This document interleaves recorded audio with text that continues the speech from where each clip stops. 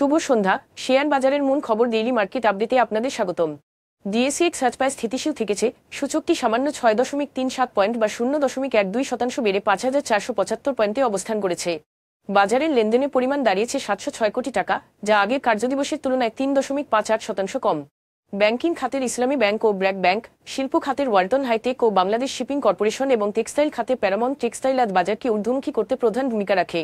অপরদিকে ফার্মাসিউটিক্যালস খাতে Beacon pharmaceuticals ও রেনেতা, বীমা খাতে প্রগতি লাইফ ইন্স্যুরেন্স ও রূপালী লাইফ ইন্স্যুরেন্স এবং খাদ্য ও আনুষঙ্গিক খাতে লাবেলো আইসক্রিম বাজারে পতন ঘটায়, ফলে সূচক প্রায় অপরিবর্তিত থেকেছে। খাতভিত্তিক আয়ের ক্ষেত্রে আজ ব্যাংকিং খাত সর্বোচ্চ 1.13% বৃদ্ধি পেয়েছে এবং সিমেন্ট খাত দ্বিতীয় সর্বোচ্চ 0.97% বৃদ্ধি পেয়েছে। অপরদিকে এনবিএফআই খাত সর্বোচ্চ 1.27% ক্ষতিগ্রস্ত হয়েছে। আজকের শীর্ষ 20 দরবৃদ্ধি পাওয়া কোম্পানির মধ্যে ছিল 5টি ব্যাংক ও 4টি টেক্সটাইল খাতের কোম্পানি। রূপালী ব্যাংক, মিডল্যান্ড ব্যাংক এবং এশিয়াটিক ল্যাবরেটরিজ এর শেয়ারের সর্বোচ্চ দরবৃদ্ধি পায়। অন্যদিকে prime finance and investment, premier leasing and finance এবং তামিজ টেক্সটাইলসের শেয়ারের সর্বোচ্চ দরপতন হয়। এসব শেয়ারের ক্ষেত্রে কোনো মূল্য সংবেদনশীল তথ্য প্রকাশিত হয়নি। জিল বাংলা সুগার মিলস, রূপালী ব্যাংক এবং প্যারামাউন্ট টেক্সটাইলের লেনদেনের পরিমাণ গত 3 মাসের গড় লেনদেনের তুলনায় আজ উল্লেখযোগ্যভাবে বেড়েছে।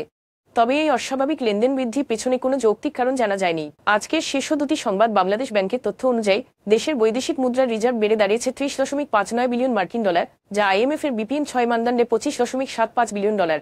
শক্তিশালী রপ্তানি আয় ও স্থিতিশীল রেমিট্যান্স প্রবাহের ফলে এই ধারাবাহিক প্রবৃদ্ধি দেখা যাচ্ছে, যা দেশের বৈদেশিক খাতকে আরও শক্তিশালী করছে এবং অর্থনৈতিক স্থিতিশীলতা ফিরিয়ে আনতে সহায়তা করছে।